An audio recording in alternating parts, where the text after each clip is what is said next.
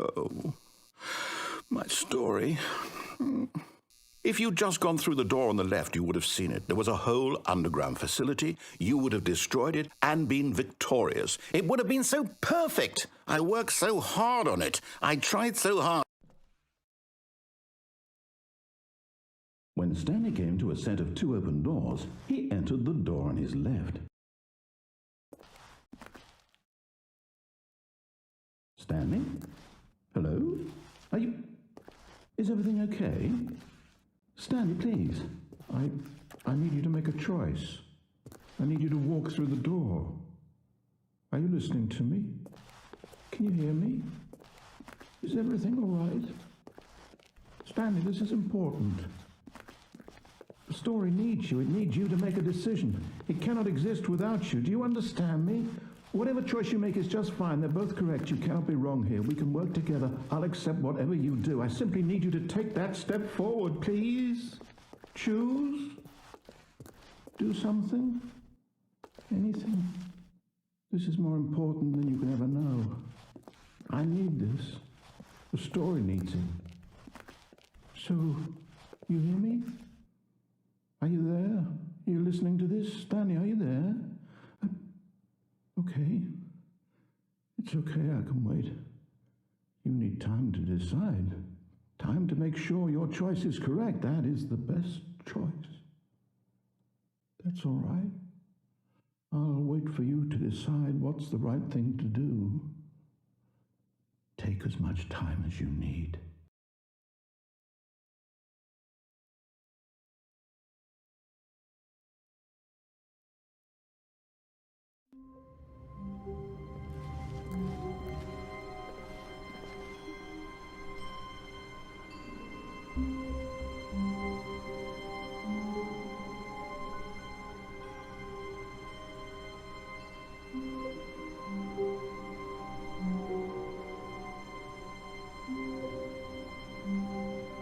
All of his co-workers were gone.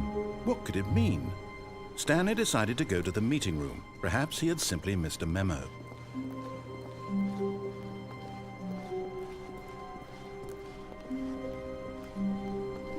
When Stanley came to a set of 2 open doors, he entered the door on his left.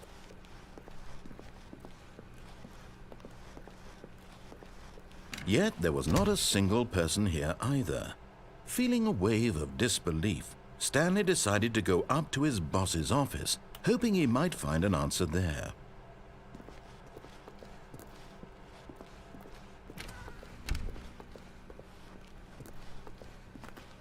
Coming to a staircase, Stanley walked upstairs to his boss's office.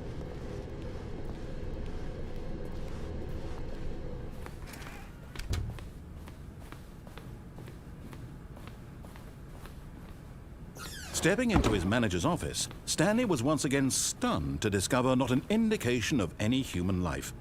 Shocked, unraveled, Stanley wondered in disbelief who orchestrated this, what dark secret was being held from him. What he could not have known was that the keypad behind the boss's desk guarded the terrible truth that his boss had been keeping from him. And so the boss had assigned it an extra secret PIN number, 2845. But of course, Stanley couldn't possibly have known this. Yet incredibly, by simply pushing random buttons on the keypad, Stanley happened to input the correct code by sheer luck. Amazing. He stepped into the newly opened passageway.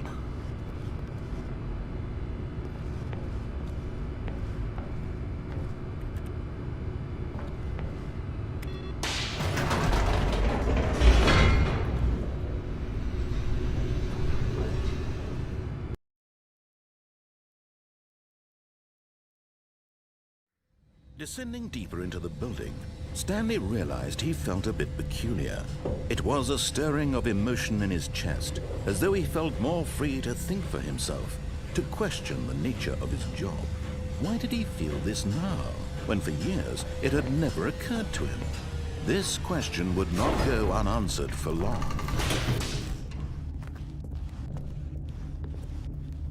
Stanley walked straight ahead through the large door that read Mind Control Facility.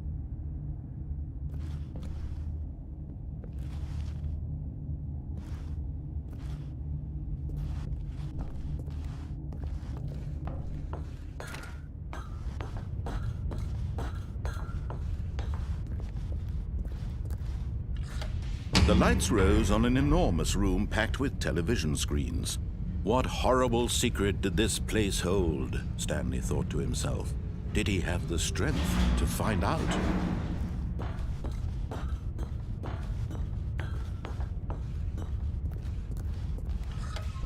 Now the monitors jumped to life, their true nature revealed. Each bore the number of an employee in the building, Stanley's co-workers. The lives of so many individuals reduced to images on a screen, and Stanley, one of them, eternally monitored in this place where freedom meant nothing.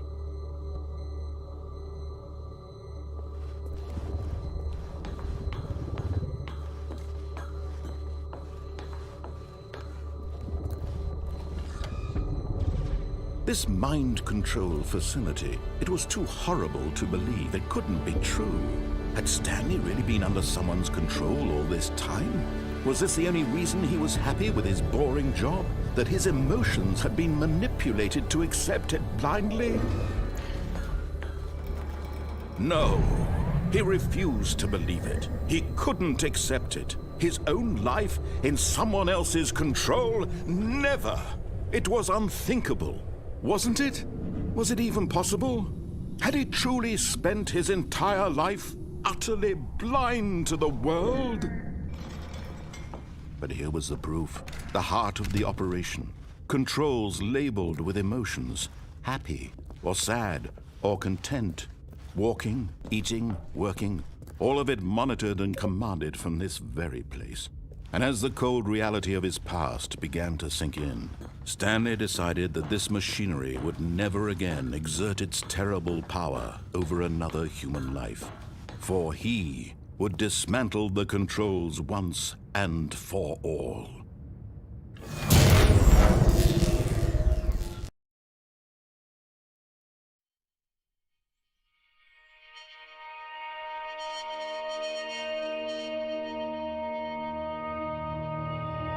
Blackness and a rising chill of uncertainty. Was it over?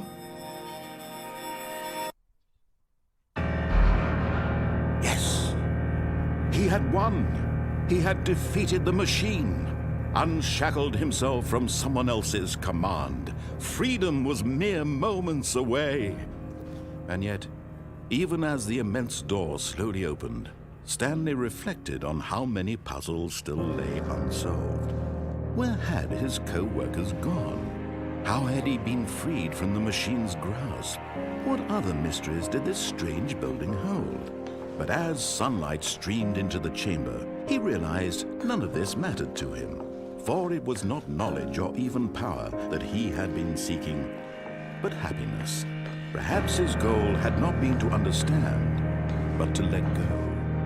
No longer would anyone tell him where to go, what to do, or how to feel. Whatever life he lives, it will be his. And that was all he needed to know. It was perhaps the only thing worth knowing. Stanley stepped through the open door. Stanley felt the cool breeze upon his skin, the feeling of liberation, the immense possibility of the new path before him. This was exactly the way, right now, that things were meant to happen.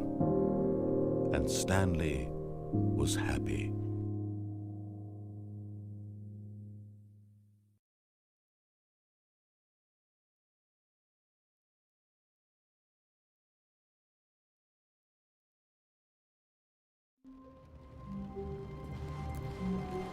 How wonderful. Stanley was alone. Finally. This is great, he thought to himself. This is what I've wanted all along. I got what I wanted. When Stanley came to a set of 2 open doors, he entered the door on his left. This was not the correct way to the meeting room, and Stanley knew it perfectly well. Perhaps he wanted to stop by the employee lounge first, just to admire it. Wow. Yes. This room. But eager to get back to business, Stanley took the first open door on his left.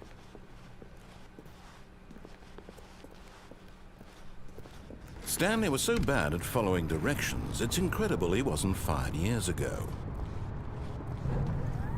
Look, Stanley, I think perhaps we've gotten off on the wrong foot here. I'm not your enemy, really, I'm not. I realize that investing your trust in someone else can be difficult, but the fact is that the story has been about nothing but you all this time. There's someone you've been neglecting, Stanley. Someone you've forgotten about. What? Really? I was in the middle of something. Do you have zero consideration for others? Are you that convinced that I want something bad to happen to you? Why, I don't know how to convince you of this, but I really do want to help you, to show you something beautiful. Look, let me prove it. Let me prove that I'm on your side. Give me a chance. Now listen carefully, this is important. Stanley walked through the red door.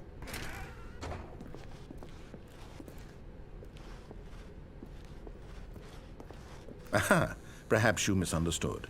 Stanley walked through the red door. Oh, thank God you are willing to listen to me. Do you see that I really have wanted you to be happy all this time? The problem is all these choices. The two of us always trying to get somewhere that isn't here. Running and running and running, just the way you're doing right now. Don't you see that it's killing us, Stanley? I wanted to stop. We would both be so much happier if we just stopped. And I think I have a solution. Here, let me show you.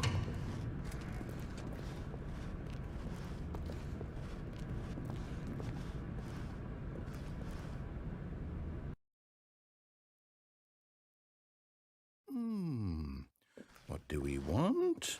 What are we looking for? Here. Yes. Oh, it's beautiful, isn't it? If we just stay right here, right in this moment with this place, Stanley, I think I feel happy. I actually feel happy.